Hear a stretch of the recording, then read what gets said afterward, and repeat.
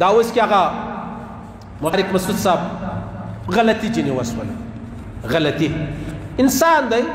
علم دی سمندر دی یو فکر بل فکر یوه خوا صفا یې ویلې او بل یې نه ویلې نو غلطي ځینې وسوله آخر دا خلق را ولاړ سو چې کوم چاته مولانا طارق مسعود دین اسلام قرآن حدیث الله او رسول ورزده کړي وو هغو د وژلو اراده کړې وه چې دا به وژنو ولې ول دا ګستاخ دی د قرآن و سړی که ته زما و غلطي ته ګستاخي وایه ګستاخي خو دې ته وایي چې نعوذ بالله سړی په کس سره ولاړ شي د چا توهین کوي په کس سره ولاړ شي د چا اهانت کوي و چاته په کم نظر وګوري و دغه ته ګستاخي وایي د غلطۍ ته ګستاخي وایي سبا به امام را ولاړ شي په لمانځه کې به سلام وګرځي و به وایي چې یاره ما اودس نه درلودې ته هو دا د لمانځه ګستاخه دی سبا به یو امام را ولاړ شي هغه به مطلب په لمانځه کې سجده سا وکړي ته هو د لمانځه ګستاخه دی دا سوچونه په بازار او په کلي کې وو دا اوس خبره ده دا خبره موږ ته چا راوښوله دا خبره موږ ته چا راوښوله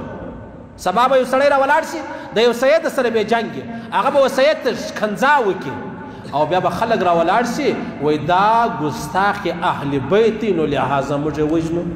دا خبره دا چا موږ ته په لاس راکړله دا ډېر غلط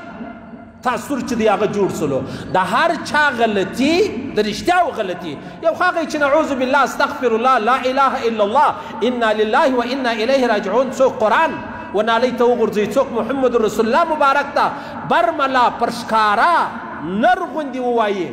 یا الله ته بد وایي دا نه غلطۍ بیا تا ته دا اختیار چا در کړي له ما غلطي وسو ته په ما پسې ګرځې بیا هغه غریب یو واره نه دوه واره نه درې وارې معافي واخیسته چې له ما غلطي وسو بیا هم تا نه پرېښوی ته څوک یې تا ته دا اختیار چا در کړی دی علما داسې بدنامه کوئ دا یو ډېره لویه مسله دا شاته یو ډېر لوی قوت په بسي و چې دا خبرې کولې و طارق مسعود صاحب ځان ته عالم دی ځان ته خپل مطلب یو مسله و خبره لري سیده هغه سره زموږ تعلق نشته خو د علم بنیاد چې کوم دی تا د علم په بنیاد باندې د سړي مخالفت کوئ چا ویډیو کولې چا ښکنځاوې کولې چا فتواې ورباندې ورکولې هغه غریب ول که سبا زه مړ سولم یا چا مړ کړلم زما ذمواره دغه ملایان دي چې دا کوم پر منبر باندې ناست دي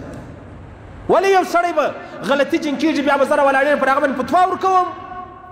الله اکبر ډېر خیال به کوئ خاص کر دا شان شیروئ مه خاص کر د خپلو مستندو علماو څه پوښتنه وکړئ زما وارو ملایان نه چې پر منبر ناست چې ویې ویل هغه یې وویل ورسې د ښو علماو څه پوښتنه وکړئ د هغو علماو څه چې پوښتنه وکړه پر هغه لار روان سه دا خپله خوله خاموشه جوړه که د الله رسول فرمایي ته ما ته د خولې ګارنټي راکړه زه د جنت ګارنټي در کوم یو عالم به سړی راولاړېږي وژني به څوک یې زه مناظره ورسره کوم څوک وایي د قرآن ګستاخه دی څوک وایي پلانی دی څوک وایي پلانی دی اشنو دا خلک به راولاړ سوي بیا به دی وژلی وایي د دې وژلو بیا حساب پر چا باندې و دا علیحده داسې قوتونه شته چې د دین د اسلام د علماو خلاف دي هغه دا پروپیګنډې کوي هغه پوسټونه کوي هغه بیا ویډیو چې دی هغه شیروي قطعا دا سلسله شروع شوله دا پر مولانا طارق مسعود باندې نه ده ولاړه مختوم روانه دا سلسله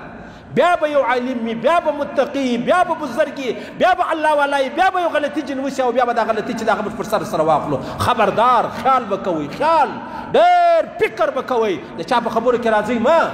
د چا په ډیرو پروپاګنډو کې راځئ مه د چا په ډیرو پوسټو کې راځئ مه بس قرار خاموشي اختیار کا الله پاک به له تا بیا پوښتنه ونه کړي او که ته دا چمونه کوې الله له تا پوښتنه کوي ولې تا ته دا اختیار چا در کړی و ما دین در زده کړی و ما قرآن در زده کړی و ما الله په تا پېژندلی و ما رسول په تا پېژندلی و بیا ته ما ته راشئ ته ما ته راشئ دا ډېره بده ده الله دې موږ ته یې وساتي الله دې موږ ته یې وساتي الله دې هر مسلمان وساتي الله دې مسلمان ته توفیق نه ورکوي چې نعوذ بالله استغفر الله هغه قصدن راولاړېږي یا قرآن یا صحابه یا انبیا یا اهل بیت یا بل د هغه توهین یا د هغه بې ادبي یا ګستاخي چې د هغه کوي الله دې موږ ته یې ټوله وساتي دا خبره ختمه شوه عزیزان